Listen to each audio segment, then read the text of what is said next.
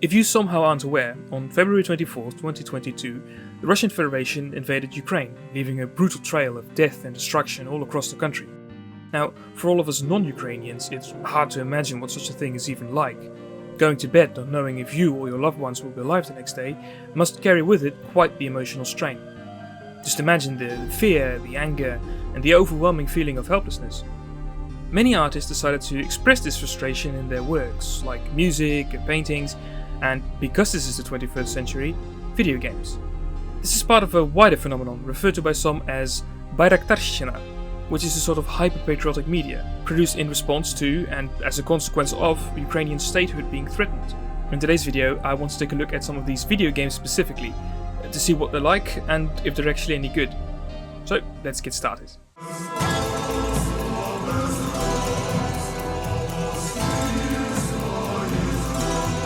So this is the first game I wanted to check out. It's one called Deputinization. Right, so here we have, seems to be a bunch of different levels. This one's called Invasion, Kharkiv MLR, Kiev Defense, Kherson Lands, Izum, Vladlen, Taganrog, Bakhmut. So like a bunch of different locations near Moscow.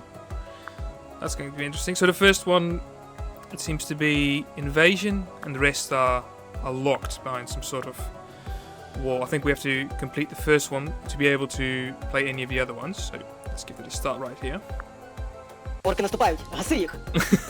This appears to be voiced by the developer, I think, because it is a pretty small studio. So right away,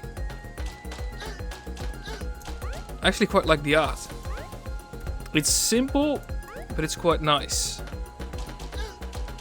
I really also like the fact that the Russian soldiers, half of them are just equipped with what appears to be just branches, right? Which is, if you know anything about the Russia-Ukrainian war, it's actually pretty accurate for them to just charge at you with weapons that barely operate or don't operate at all.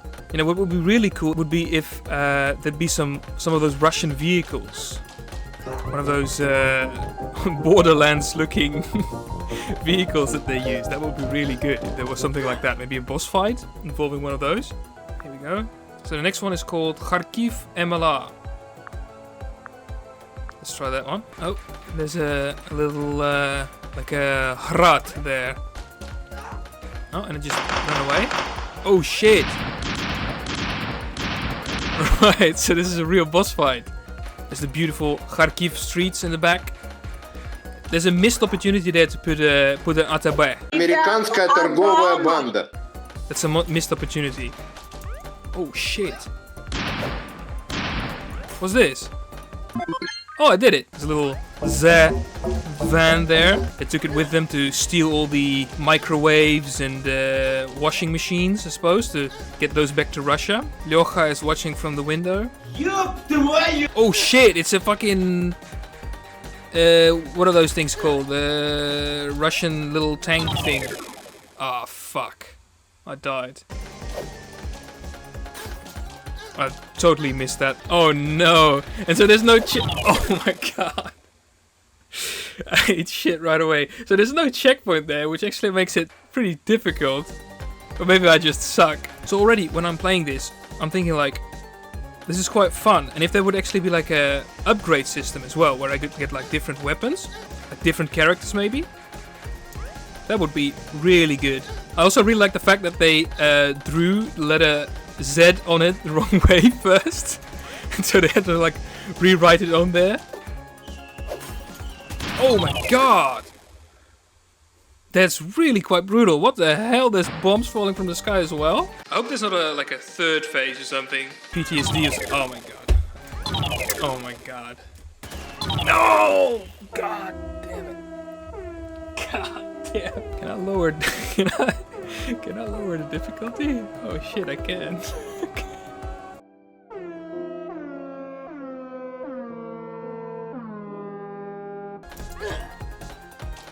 Yes! Oh my god, finally. No. You're not about to ruin this for me. Come on, please. Let this be... No! No way! No fucking way. What am I supposed to do here? It doesn't do anything. Oh my fucking god.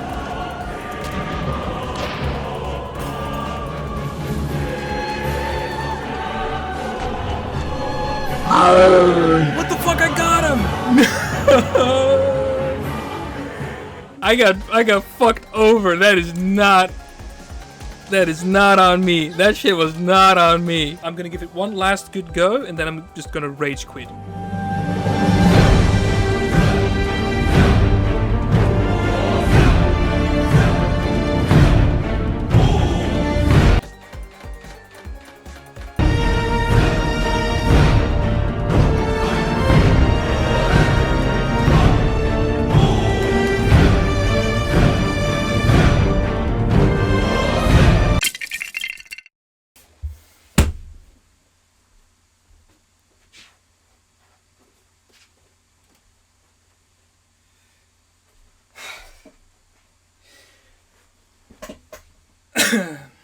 Okay. All right, so that was quite the experience there. I did play a little bit after recording because I actually found the game quite interesting, and I didn't just want 4 hours of me dying to one tank boss fight. Something that I found out is that there appears to be quite a bit of a bottleneck near the tank boss fight. If we take a look here over at the Steam achievements, we can see here the first level, the second level, and around the second level, still 61%, almost 62% is still playing. And then when we get to the tank level, which is Hero of Kiev, this one here, there's only 30%. So there's a drop off of almost half the player base, which is quite the bottleneck there. But if we take a look further ahead, we can see that there's actually a few Bayraktar missions where you get to play as a Bayraktar drone dropping bombs. And so, talk about Bayraktarщина, right? You can literally play as a Bayraktar drone. But with all that being said, now it's time for me to leave my review. Гра добра. Мені сподобалася графіка та різних тип ворогів. Єдине, що можу зазначити, це що гра може занадто легка. Особливо для елітного геймера, як я.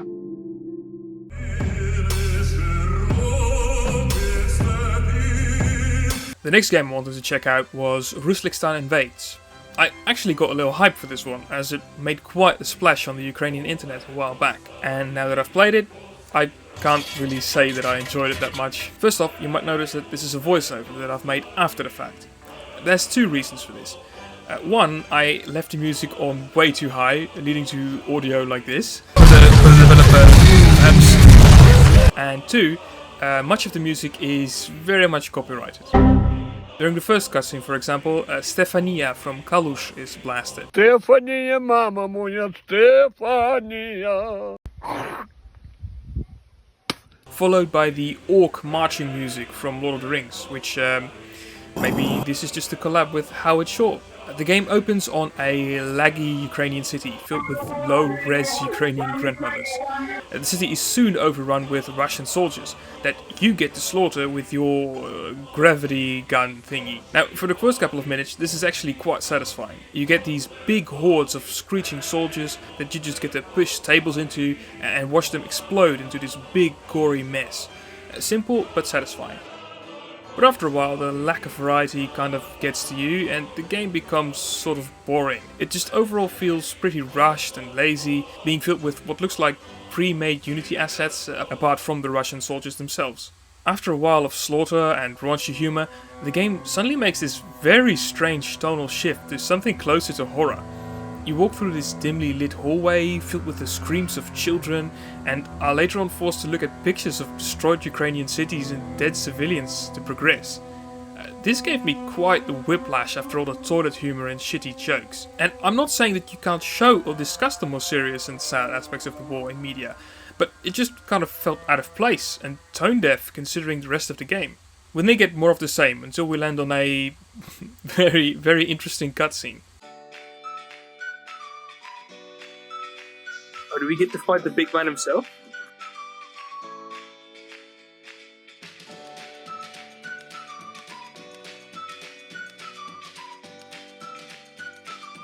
What is that? What is that? What is that? What am I looking at over here?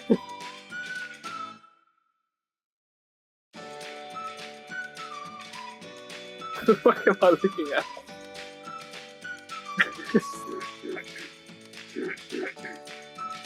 Oh, that's the sound it makes?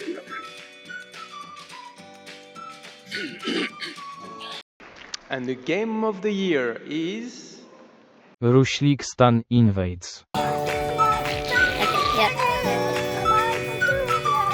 After that, we fight the final boss of the game, which is Igor Girkin. Oh shit. I don't think that this guy is very famous in much of the West, but in Ukraine he's known for being one of the Russian intelligence officers responsible for the annexation of Crimea, starting the war in the Donbass, and for shooting down the commercial airliner MH17, which killed all 298 passengers on board, 196 of which were my Dutch countrymen. Yeah, just an awesome guy in short. Girkin fights us by throwing these disgusting Russian MREs at us.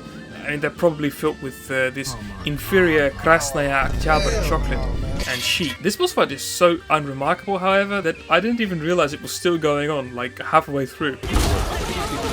Oh, there's something. Oh no, he's still here. He's still here. Look at that. There he is. Then suddenly the game ends, lasting a little under an hour. Wow. Review time. Ну, знаєте, щось таке.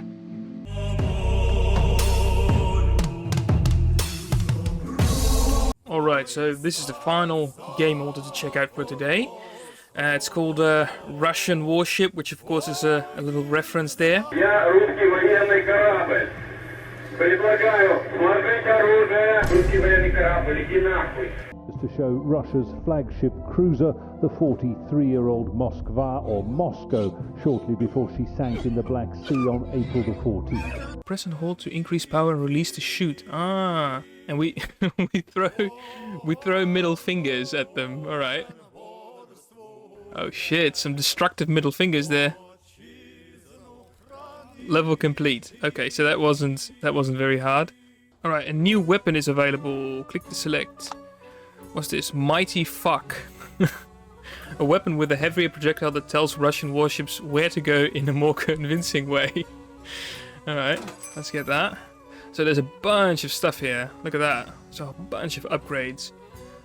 Buy an additional slots. Click to select. Buy. Drag into the slot. Alright, so you have a little loadout here. Let's continue to level 2. This ship has armor. You need a stronger weapon to pierce it. Alright, so let's select weapon number 2. Does this one shoot black middle fingers? Alright, very, very inclusive of the developer. Select this tab to see turrets. We have a new turret available. A minigun automatically shoots bursts of bullets at nearby enemies. So these are like our active guns over here, and these appear to be like passive guns that passively shoot our enemies for us. So right now we're playing as the Snake Island, which is alright. But I'm wondering if we get to play as more like coastal towns, right? Because you have a bunch, right? It wasn't just Snake Island that heroically resisted. You of course have the Pearl of the South, which is, as we all know, Mykolaiv. You know, Ukraine's cultural and moral center. That's a funny joke for all the Mykolaiv viewers, all 5 Mykolaiv viewers in my audience. Right, what's this? Marauder's Trap. Lures enemies to a certain spot in the sea by throwing home appliances there. This weapon doesn't cause much damage, but it makes enemies change their paths. Alright, let's see. Ah, it's a toilet. It's a toilet bowl. So what I will say, I quite like the mechanic of throwing the fingers. It makes shooting a little more challenging, you know, because you actually kind of have to aim and anticipate where the enemy is going to be, like right there. But the game is a little quiet. Now I know I put the volume down quite a bit because I was afraid it was going to be like Rushlikstan Invades, but it is a little uncomfortably quiet.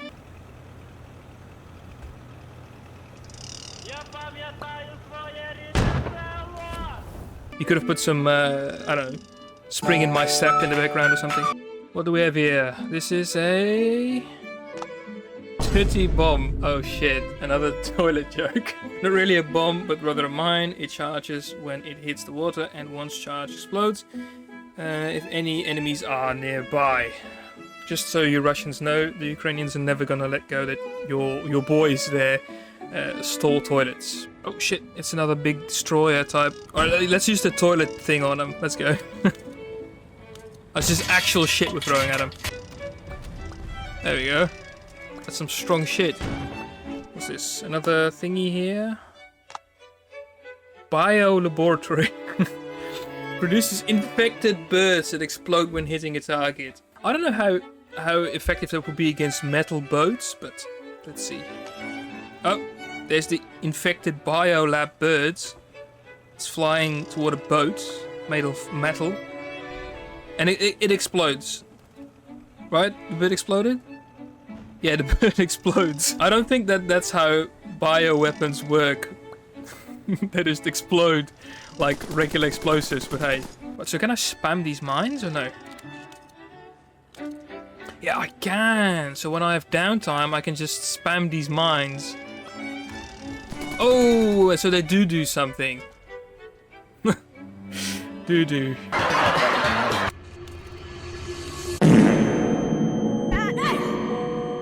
Look at that.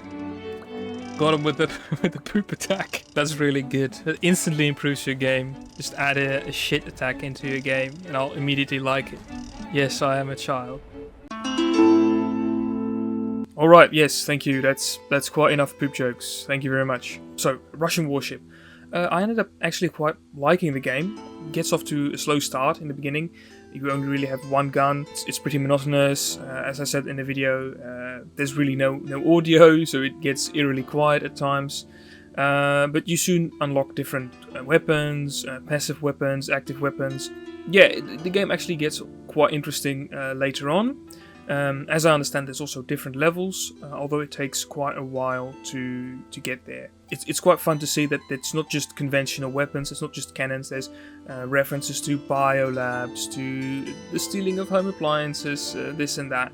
And so for people that know a little bit about the war, it's actually filled with little things that reference the actual events that happened. Also, the game is just absolutely free on Steam right now, so if anything you saw seems even remotely interesting to you, yeah, you can just pick it up today if you have a Steam account. So yeah, overall, pretty good. Гра дуже цікава.